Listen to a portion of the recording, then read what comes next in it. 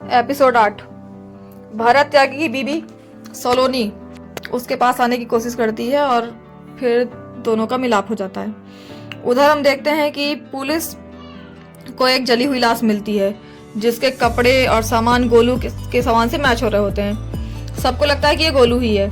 इसके बाद गोलू के पापा अपनी गन से खुद को गोली मार लेते हैं गुड्डू के सामने ही, और गुड्डू देखता रह जाता है।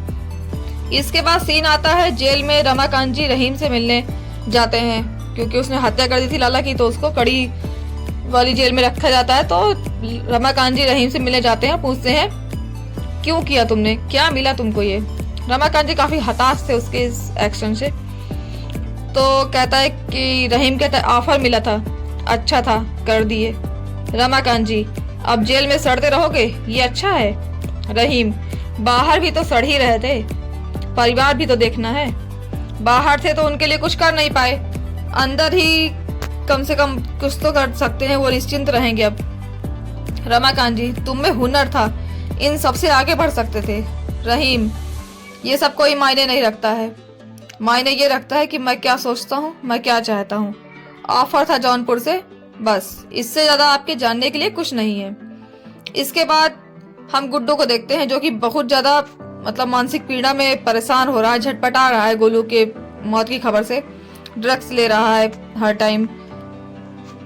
इसके बाद हम देखते हैं शरद शुक्ला को और कालीन भैया को। तो कालीन भैया कहते हैं कि ये गोलू को मरवा कर लाश को बॉर्डर पर फेंक देने का मतलब साफ है कि गुड्डू को चैलेंज करना है। ये त्यागी तुमको फंसाना चाहते हैं। शरद हम जानते थे कि दद्दा और भरत खिसियाकर हमको ही नोचेंगे, इसीलिए हम सोचे हैं कि गोलू का ब्लेम अब हम ले लेते हैं। पूरी जिम्मेदारी से भौकाल भी बढ़ेगा और मैसेज भी जाएगा गुड्डू को। कालीन शरद इस समय पूर्वांचल में तुम सबसे स्ट्रांग पोजीशन पर हो। अगर तुम गोलू की जिम्मेदारी लेते हो तो गुड्डू अटैक जरूर करेगा। अब तुम प्लान बनाओ, और सोचने वाली बात यह है कि शिकार तुम्हारे पास खुद क्यों आएगा। उसके बाद शरद आप हम पर ट्रस्ट करते हैं। कालीन काल के गाल से निकाल कर लाए हो और पूछते हो ट्रस्ट करते हैं। शरद आप जो सुझाव दिए हैं वो हम कर सकते हैं। इसके बाद शरद जाता है सीएम के पास और दोनों में बातें हो रही होती है। तो माधुरी कहती है चांस ले सकते हैं मगर लेने के देने न पड़ जाएं। मम्मी जी और लल्ला को कुछ होना नहीं चाहिए। तो शरद कहता है गुड्डू का स्वभाव अस्थिर है और त्रिपाठी परिवार को नुकसान पहुंचाने से ज्यादा इम्पोर्टेंट उसको अपना ईगो है, उसके ईगो पर चोट करनी चाहिए। इसके बाद हम देखते हैं कि बहुत ज्यादा परेशान होकर गुड्डू जेल में अपने पापा से मिलने आता है। वो इतना विचलित है कि एक जगह बैठ नहीं पा रहा होता है।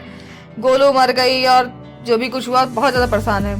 अंदर से कह रहा है कि हमें इतनी घुटन हो रही पापा, इतना दर्द बढ़ता जा रहा है, कुछ महसूस ही होना बंद हो गया है, आप बताइए हम क्या करें। रमाकांत जी बहुत शांत रहते हैं और धीरे से कहते हैं पहली बार तुम हमसे कुछ एडवाइस मांगने आए हो और पहली बार हमारे पास तुमको देने के लिए कुछ नहीं है। हमको लगता है कि हमें तुमको लड़ना नहीं प्यार करना सिखाना चाहिए था, और खुद को भी। रमाकांत जी क्या करना चाहते हो, तुम्हारा मन क्या कहता है। गुड्डू मन ही तो नहीं जानते हैं, दुश्मन दिखता है हटा देते हैं। रमाकांत जी तो मारो, यहाँ आकर हमने भी यही सीखा है कि सरवाइव करने के लिए जो जरूरी है वही उसूल है। हमारे उसूल कायदे कानून ये सब कहीं काम नहीं आते हैं। इसके बाद हम गुड्डू को अपने आदमियों से बात करते हुए देखते हैं। गुड्डू एक टेबल के ऊपर खड़ा होकर अपने सारे जो गुंडे उनसे बात करता है, कहता शहर हमको क्या बुलाता है। तो लोग कहते हैं गुड्डू भैया। गुड्डू कहते हम सबको, तो लोग कुछ नहीं बोलते, फिर बोलता है गुंडा बुलाता है, अर्थात जिंदगी से मौत तक ले जाने वाला कर्मचारी। तो गुंडा बनो, जौनपुर जाना है, असलहा चाहिए मिलेगा, और चाहिए और मिलेगा। जौनपुर को शमशान बनाना है, किसी पर शक हो, कोई शकल पसंद ना आए, सबको ठोक दो, क्योंकि हमें चाहिए इज्जत। इसके बाद एक आदमी आता है, गुड्डू भैया को बताता है कि 2 पुलिस वाले मिलने आए हैं, आईजी दुबे उससे मिलने आते हैं। तो फिर वो लोग जल्दी जल्दी अपने सारे हथियारों को छिपा देते हैं और ऐसा लगता है जैसे इस फैक्ट्री में सिर्फ कालीन बनता है। तो फिर पुलिस वाले अंदर आते हैं, तो वही फैक्ट्री के अंदर तो पुलिस कहता है कैसा चल रहा है आपका कारपेट का बिजनेस। तो गुड्डू कह चल रहा है, बढ़िया चल रहा है। आप यहाँ काहे भटकते हुए आ गए, ज्यादा से ज्यादा पुलिस हमारे अंडर काम करती है और जो नहीं करते वो हमसे दूर रहते हैं। कारपेट चाहिए तो बताइए। आईजी दुबे पोस्टमैन है हम, और वो भी बहुत महंगे वाले। इसके बाद वो अपने छोटे से फोन लगाता है सीएम को और गुड्डू से बात करवाता है। तो माधुरी कहती है सीएम माधुरी बोल रहे हैं। सीधे मुद्दे पर आते हैं, बीना त्रिपाठी और उनके सुपुत्र को हमें सौंप दो, इसके बदले में हम रमाकांत जी का केस खुद देखेंगे, क्योंकि उनको फांसी होने वाली है ना, अभी तो केस उसी तरफ जा रहा है। तो गुड्डू सुने हैं सारे प्रदेश का भार सीएम पर होता है, आप कहीं एक जिले का भार कुछ ज्यादा तो नहीं उठा रही हैं, और ऐसी क्या नौबत आ गई कि हम जैसे तुच्चे से सीएम पर्सनली बात कर रही हैं। फिर आगे बोलता है बीना त्रिपाठी कोई गुलदस्ता तो है नहीं कि हमारे यहाँ सजी पड़ी हैं और हम उठाकर आपको दे दें, हमारे यहाँ नहीं होती तो बचती भी नहीं। उसके बाद सीएम कहती है मिर्जापुर में घुसकर मारने से हमको सिर्फ एक चीज रोक रही है, हमारी फैमिली की सेफ्टी। गुड्डू ठीक है, जिसको जरूरी लगेगा वो करेगा। सीएम निर्णय तो हम ले चुके हैं, हमने सोचा रमाकांत जी को बचाने का एक मौका तुम्हें दे देते हैं, क्योंकि सुने हैं कि अच्छे आदमी हैं और हम गलत भी हो सकते हैं। उसके बाद गुड्डू फोन काट देता है। इसके बाद हम देखते हैं कि डिम्पी उदास होकर अपने घर आती है, बाहर से चल के अपने घर के अंदर आती है उदास होकर। फिर वो सबको बताती है कि जज अंकल का ट्रांसफर हो गया है और कोई दूसरा जज आ गया है और इसी हफ्ते पर हियरिंग है। तो वो लोग परेशान हो जाते हैं, तो कहते हैं कि अब पापा को बचाना नामुमकिन लग रहा है। तो फिर उसके बाद हम देखते हैं कि बीना गुड्डू से कहती है अपने पापा और हमें, दूसरा सीन शुरू हो जाता है जिसमें बीना गुड्डू से कहती है आपने पापा और हमें चुनना होगा तो आप किसे चुनेंगे। तो गुड्डू लल्ला को गोद में उठाकर बोलता है आप और लल्ला हमारी जिम्मेदारी हैं, और रही बात पापा की तो जिंदगी में बहुत कुछ खोए हैं, उन्हें नहीं खोने देंगे। इसके बाद हम देखते हैं दद्दा त्यागी, उनके घर में सब लोग खाना खा रहे होते हैं। आज कुछ जलेबी बनाई होती है दद्दा त्यागी के बीबी ने। तो दद्दा कहते हैं कहीं घूम फिरा तुम सलोनी के साथ। तो सलोनी कहती नहीं हम हमारा बहुत ध्यान रखते हैं ये, तो कहीं घूम फिरा। उसके बाद बात की बहस बढ़ती जाती है, क्योंकि भरत कहता है कि हमें अपना बिजनेस एक्सपेंड करना चाहिए, हमें मिर्जापुर पर ध्यान देना चाहिए। तो दद्दा कहते हैं कि अभी यहीं धीरे धीरे बढ़ना है, यहीं रहो। फिर उसके बाद सलोनी कहती है कि भरत की माँ कहती है कि गिन्नी को स्कूल छोड़ाएगी सलोनी। तो भरत कहता नहीं हम छोड़ के आएंगे, हमको उधर तरफ जाना है, हम जाएंगे। सलोनी को कुछ शक होता है, तो सलोनी भरत का पीछा करते करते स्कूल तक पहुंच जाती है।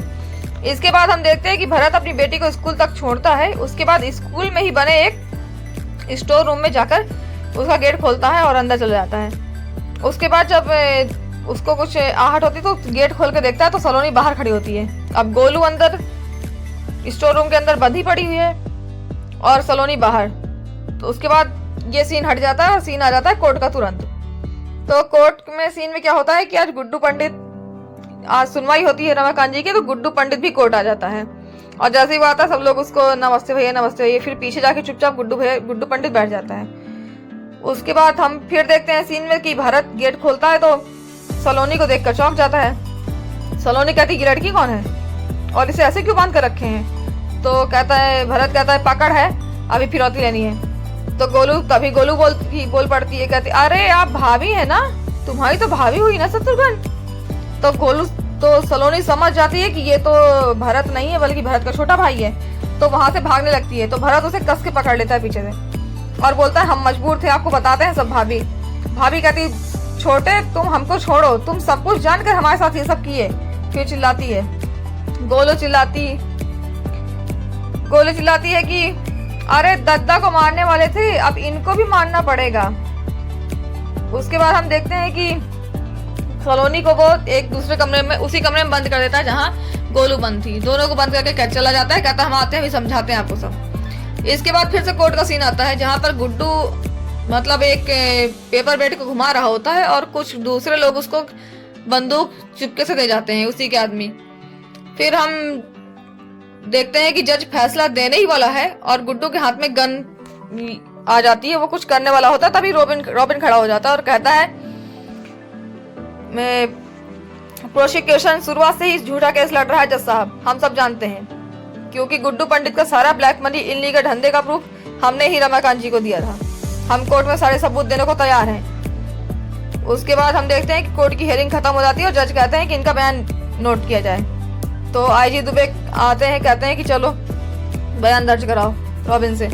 उसके बाद आईजी दुबे जो है वो सीएम को फोन करके सारी बात बताता है कि रमाकांत जी का केस आगे बढ़ गया है और गुड्डू पंडित का हम कुछ नहीं कर पाए क्योंकि उसने कोई बवाल ही नहीं किया, मामला ऐसा हो गया।